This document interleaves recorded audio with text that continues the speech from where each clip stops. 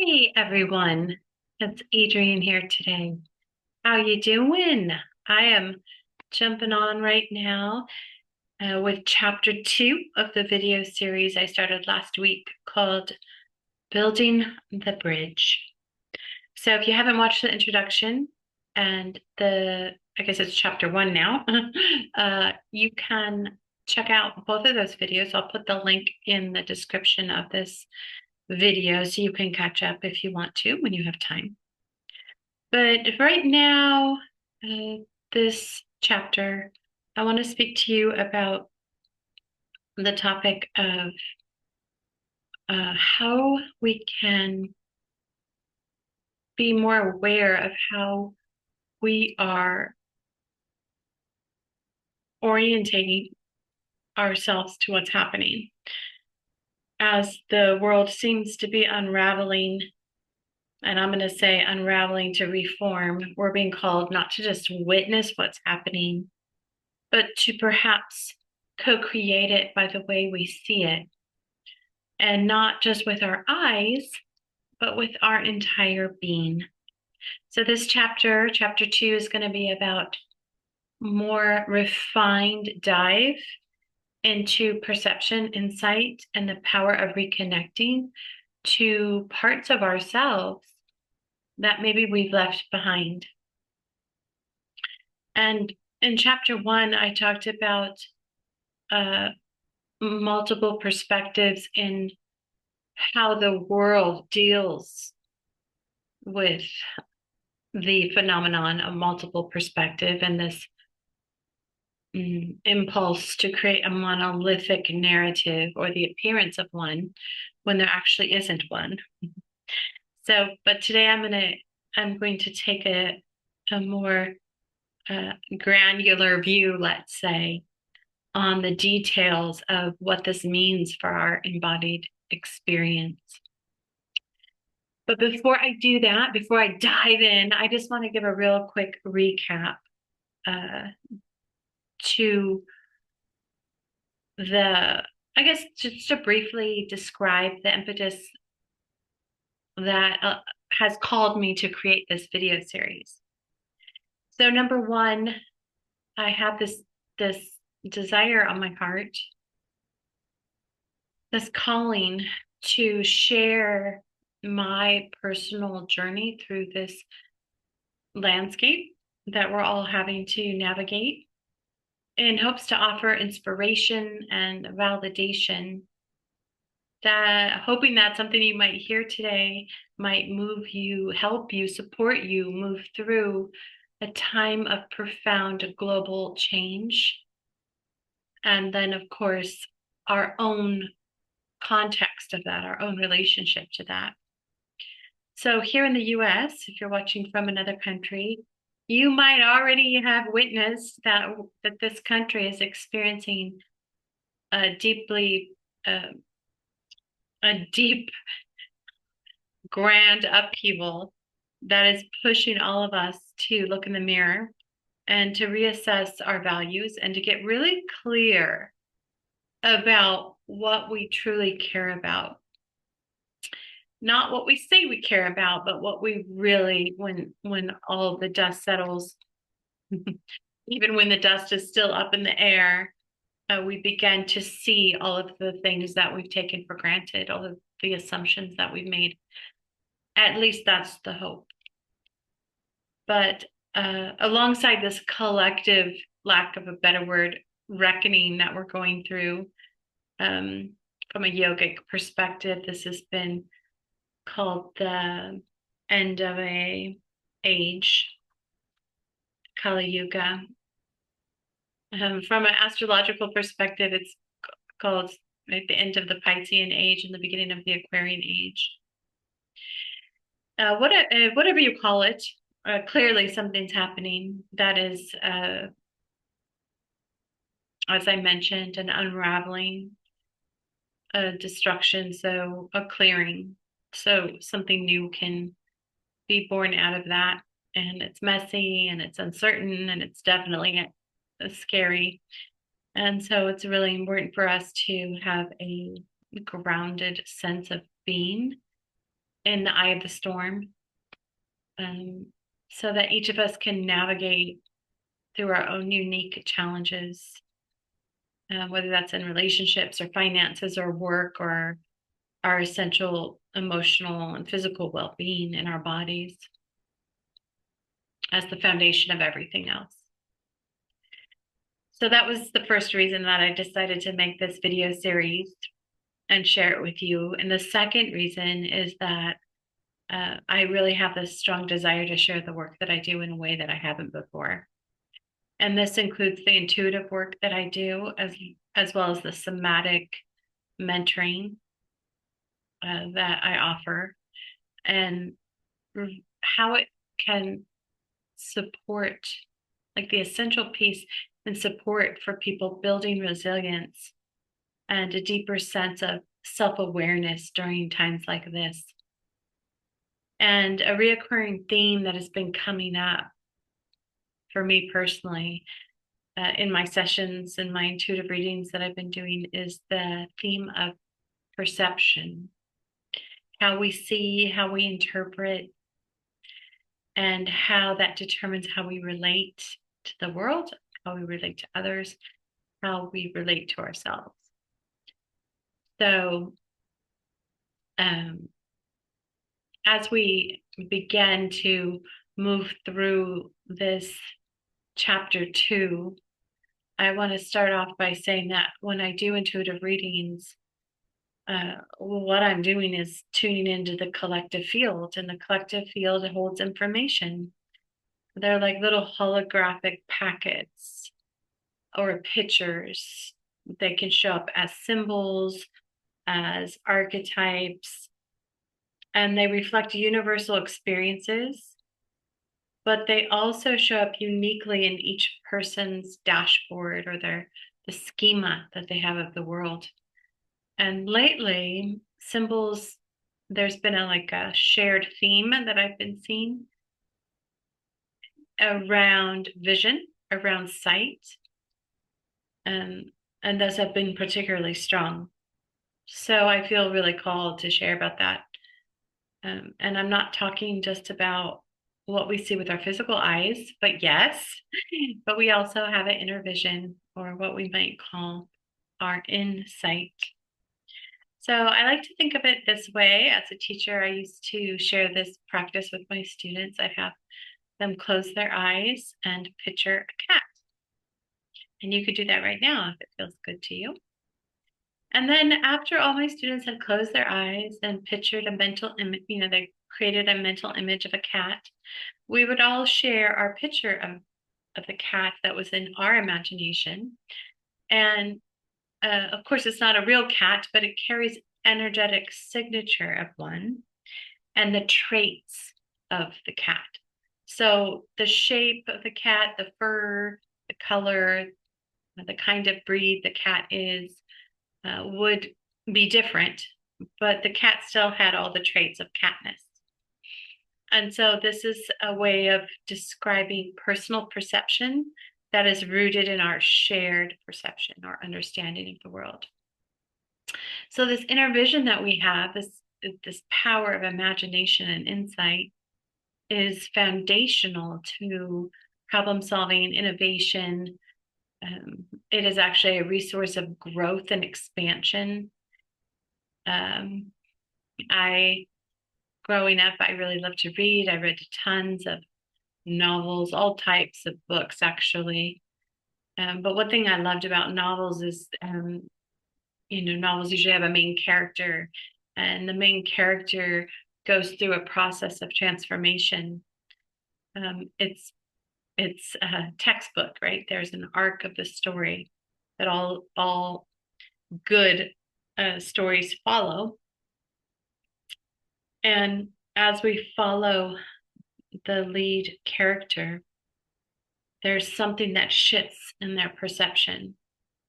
Their imagination becomes a resource for reframing themselves in the landscape of their lives that allows something different, something bigger, something more in alignment with their growth. And There's lots of elements of storytelling, which I won't go into right now. But I share this with you because a lot of us have filters over our insight, and they're shaped by our social conditioning, our family beliefs, our cultural system, our religion, um, the setting we grew up in. And it's all absorbed from birth. We're like a sponge. We just download this information from the people around us, although we weren't explicitly told lots of things. We see, we make assumptions, we make conclusions about the world from the people around us. And it's these unconscious imprints that we download that often can distort our perception. And really limit our ability to see ourselves clearly.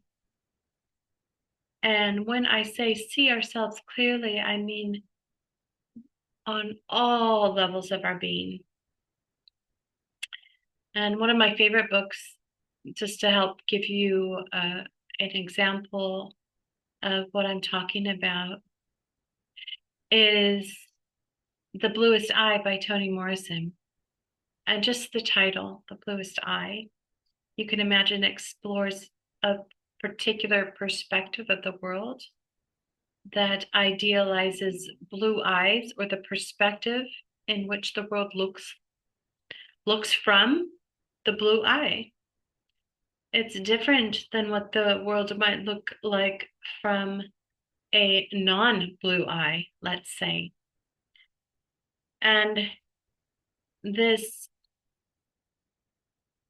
desire, at least in the United States of America, to erase or devalue other ways of seeing and being the world, there's an impulse to do that, and there's a need, an unmet need that is behind and underneath it if we really look. But this mirrors a larger system of inequality and bias that we're still working to dismantle. And I say that kind of lightly because for some of you, you might know that our current new administration is in the process of dismantling all of the structures and programs and laws that we put in place to protect multiple perspectives, or to guard against racism and bias. And so there's a transitional period where we can circle back or we can transcend. And that's what we're being tested in right now, our entire country and personally. And so back to this theme of that I mentioned that I've been experiencing in a lot of my sessions recently is I've seen eyes, symbolizing how our culture trains us to value and see the world, determines how we see what is quote unquote real, even though our inner experience might differ, it's still equally valid. And philosophers, me being one of them, have long asked if different people see the world differently, can all those truths coexist? Is one view more true than the other? And that's what this battle that we're experiencing right now is, to determine perception, and to create or impose a perception onto people to make it personal when it's not. It's a collective creation. But I believe that if we're ever to have true freedom or liberation, that we must be able to fashion a system that can imagine and hold more inclusive perspectives as a asset, as something of value, of something of beauty that creates a diversity of possibilities that we haven't had before. So, that being said, many of you might know that I began my podcast called Lifting the Veil right before the pandemic broke out. And I named it Lifting the Veil because it was about this very topic that I'm talking about today. It was peeling back those filters, those imprints that we've inherited, those veils over our consciousness, so we could see more clearly and then have more choice so we could live more fully. And today I want to invite you into a deeper awareness of your own perception. So, just for a moment, I invite you to close your eyes if you feel comfortable. And if not, you can just lower your gaze and let your eyes just soften and kind of get a soft, kind of hazy gaze where your things kind of get a little blurred or relaxed. And I invite you to take a deep breath and just check in with your body for a minute.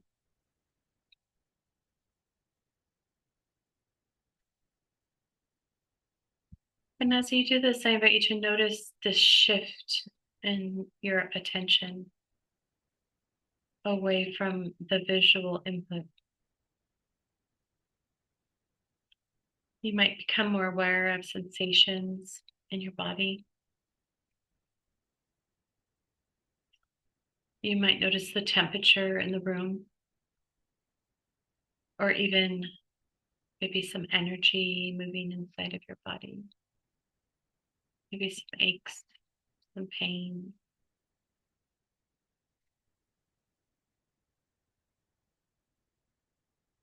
And this is what I'm talking about when I refer to that there is another way of seeing the world, which are just, these ways are just as important.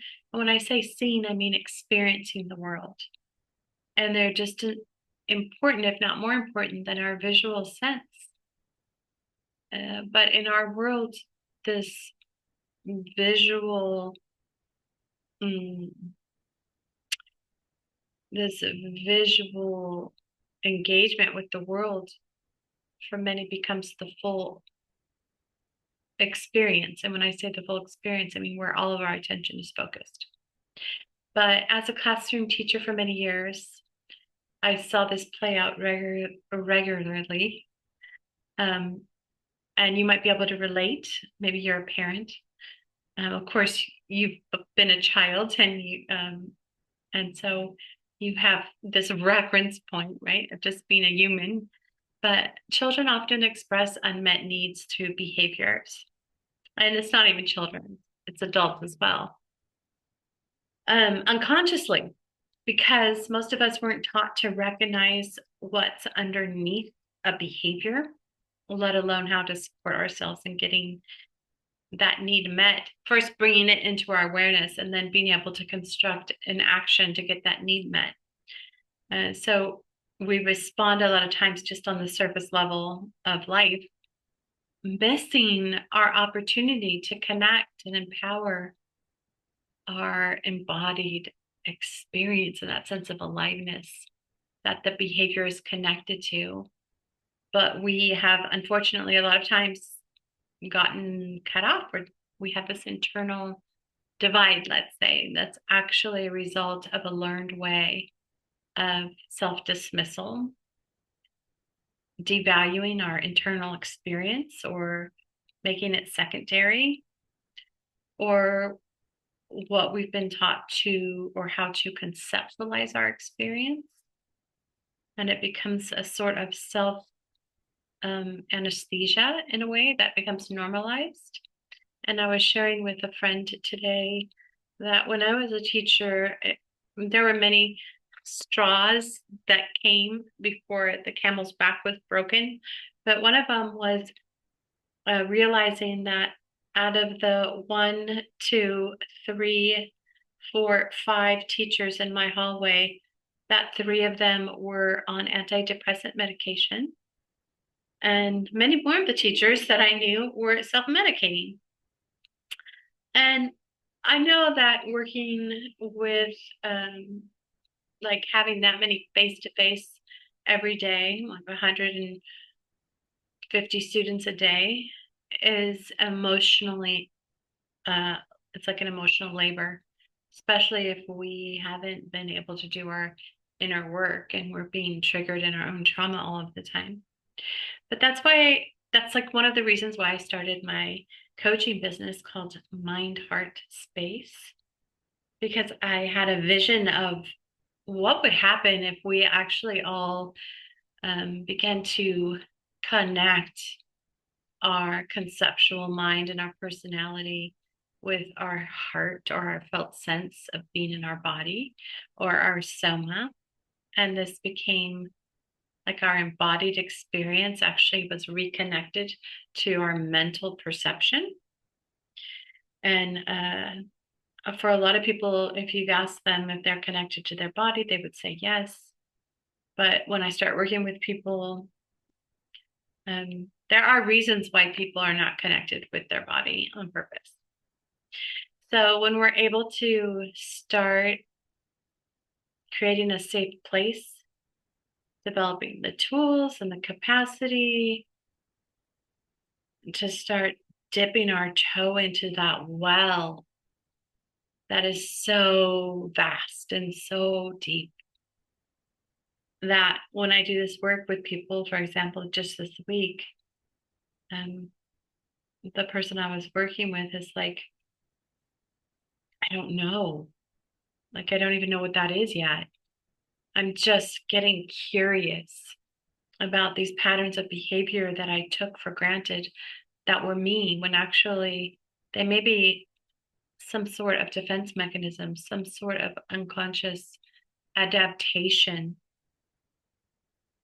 that has protected me from what my childhood psyche thought I couldn't hold, because I didn't have the linguistic development, I didn't have the cognitive development, I didn't have the support of the adults around me that could help me create a scaffold to hold that for myself.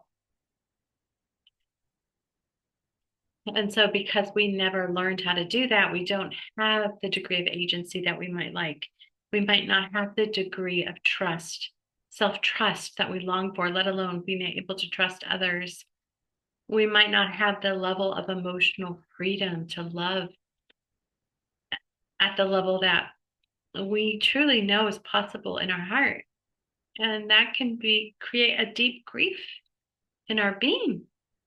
And then multiply that by all the people on the planet.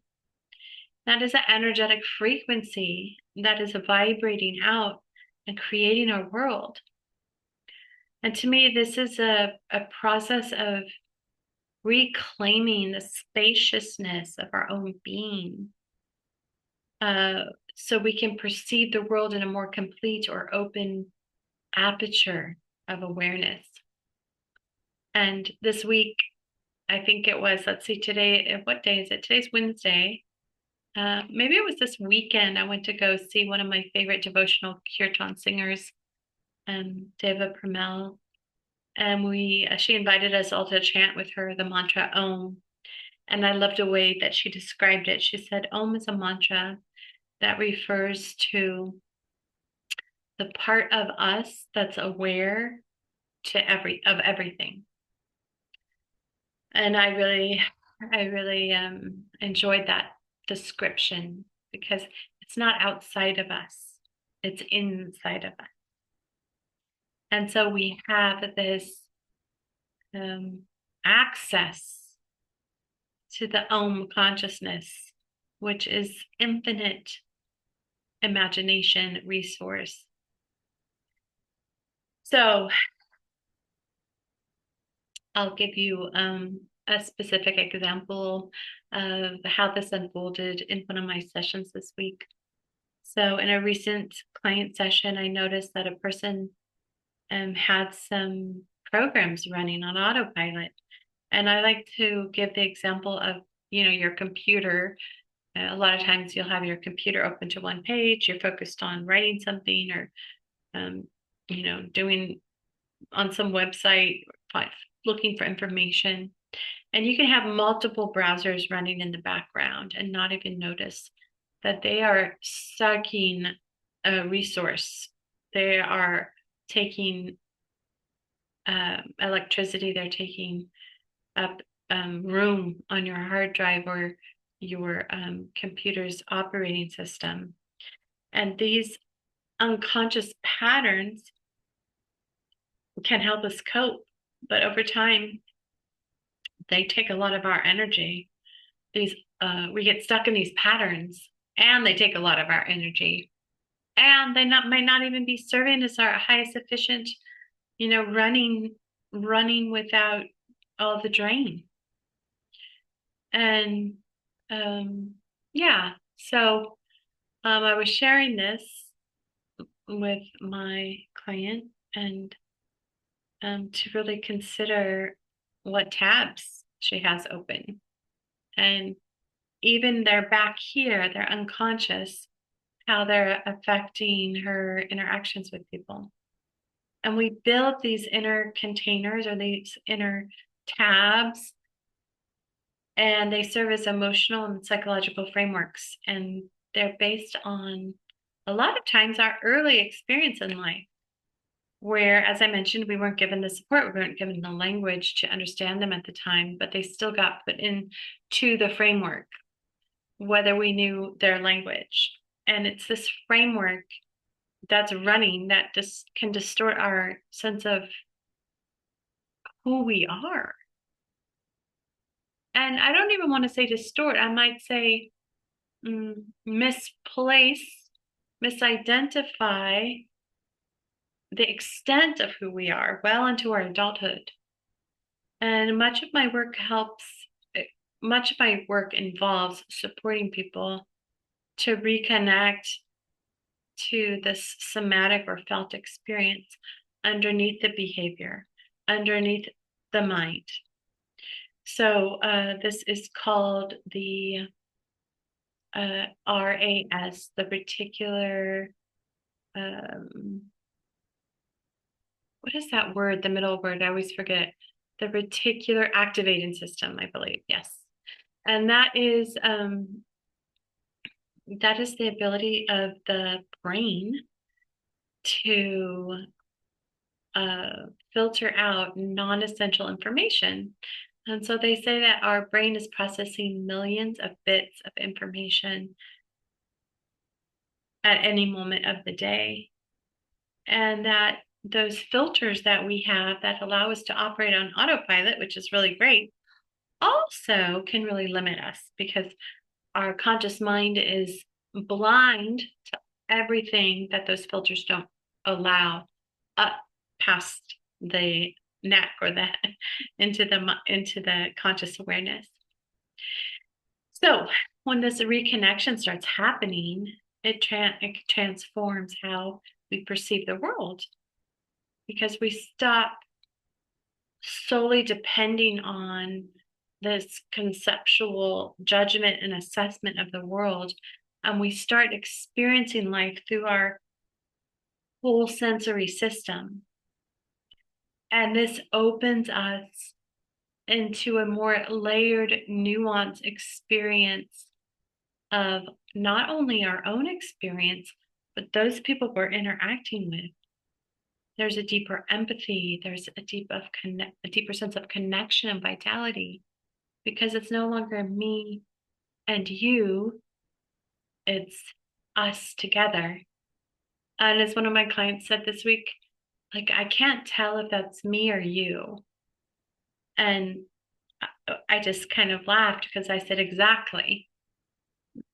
Because when we sink down into below the behavior, below the conceptual, analytical assessment, and we drop into the body, we energetically can feel our connection to everyone and that we're not separate. And that my experience is going to impact everyone around me, because we are floating in a sea of consciousness. It's a collective field.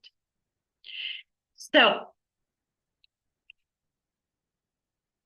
that's the level of resonance we can reach when we realize that consciousness isn't isolated, it's shared.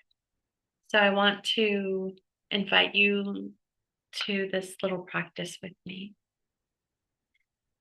So if you feel comfortable, I invite you to close your eyes, and if not, just lower your gaze again. And I invite you to use your imagination, just like we did when we were picturing the cat. And I'd like you to imagine that you're in the shoes of a mother, whether you're a woman or not, could be a father, and you're in a war-torn nation and you're holding your child in your arms that's just been killed.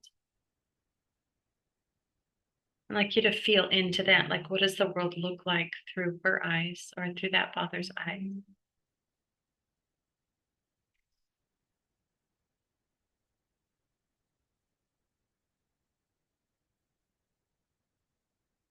The complete and utter devastation of something like that, beyond anything that you could ever say.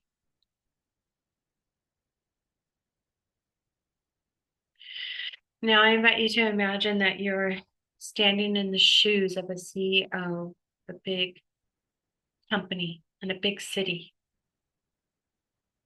and you're responsible for managing these high stake decisions, and there's pressure from all sides. And I'd like you just to rest there and see how the world looks from that vantage point.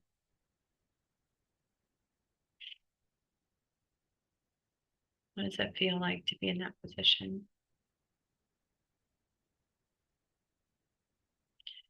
Now, I'd like you to imagine that you're looking through the eyes of a child. Maybe you when you were a child, or maybe your child that you have right now, or any child. And you're surrounded by adults, perhaps parents and teachers, that are too consumed with their own agendas and their own survival to notice your inner world and your experience. And I invite you just to feel into how does that feel?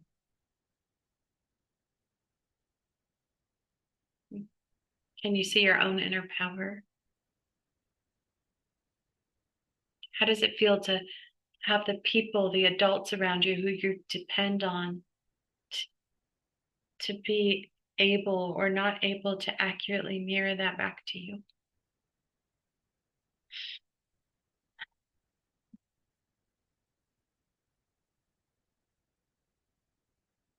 And finally, I invite you to come back to yourself and look at the world through your eyes,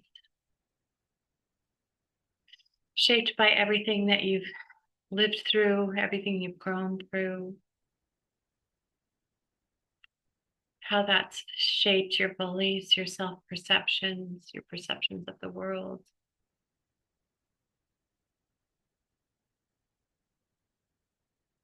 And you can open your eyes when you're ready. And you could just notice how it was to be in each person's shoes. Each of the perspectives is true and valid. And when we expand our capacity to hold multiple truths, our perception expands as well. And this fascia, which I refer to as all the collective beliefs and ideas that hold our worldview of self into place, which are invisible but very real. I spoke about those in the first chapter. They began to become a lot more softened. They become a lot more diffuse and liquefied. And they began to be more agile, let's say. And they begin to expand so we can hold more comprehensive or informed perception that comes online when we're led by this golden thread of aliveness that moves through everything and everyone. And this is what I share about in my somatic sensing circles that I lead each month. And we practice expanding and being with our experience outside of these programs that we've learned that allow us to avoid, skim over. And while I'm not a particularly religious or Christian person, being able to expand our awareness as in the right? Expand it to more and more.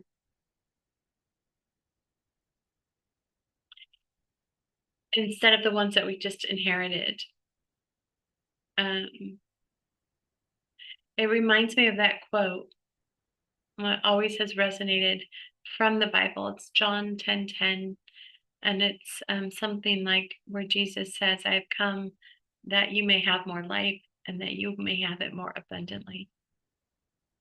And that's really what this work is about. And I think any religion or belief system that's worth saving or promoting would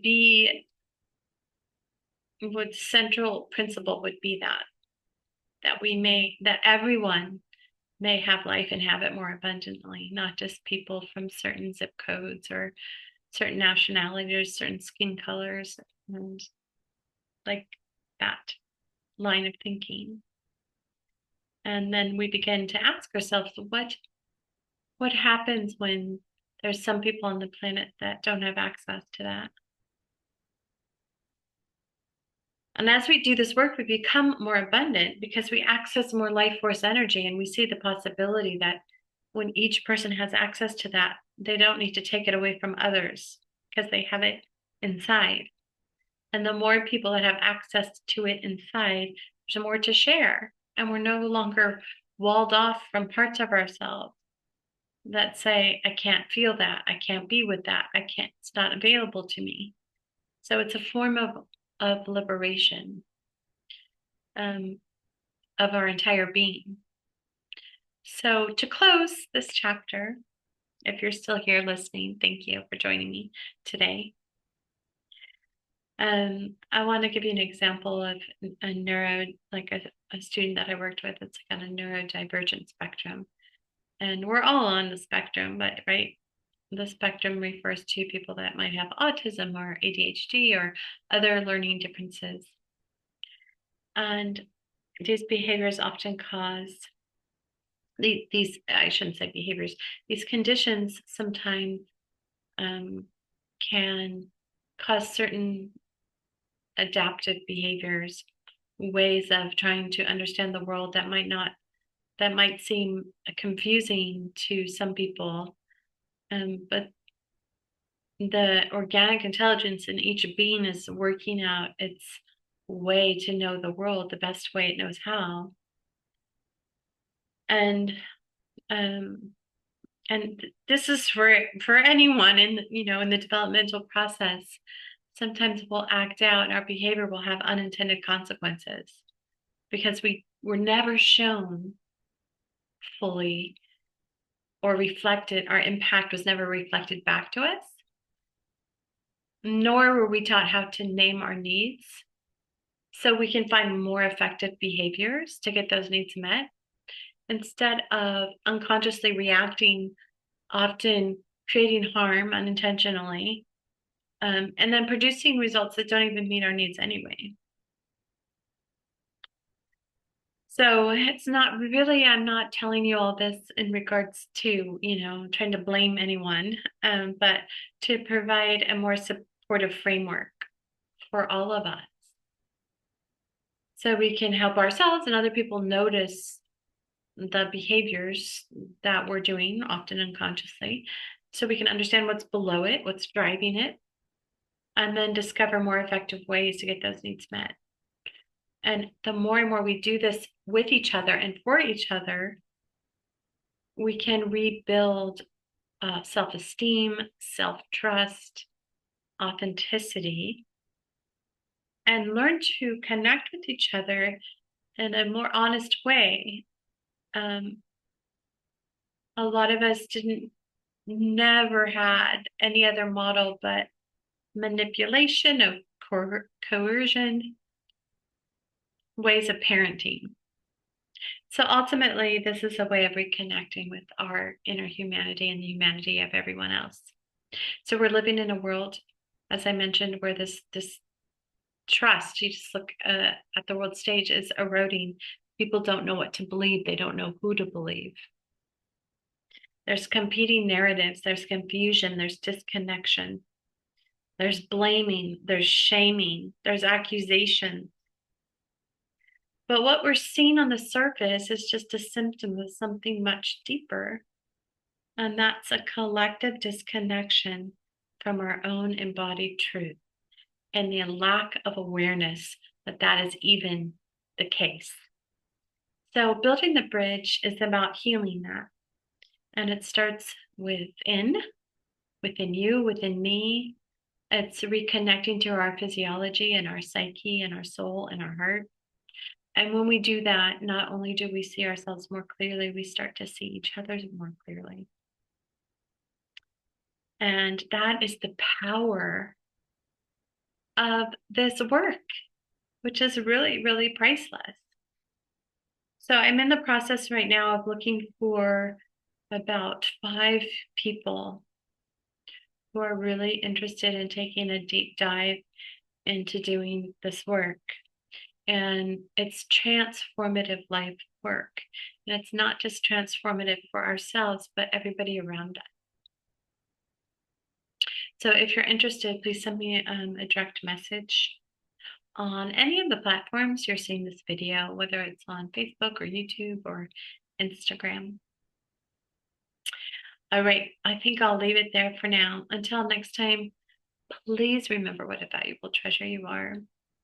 And I'll see you next time, probably next week, for chapter 3. Bye for now.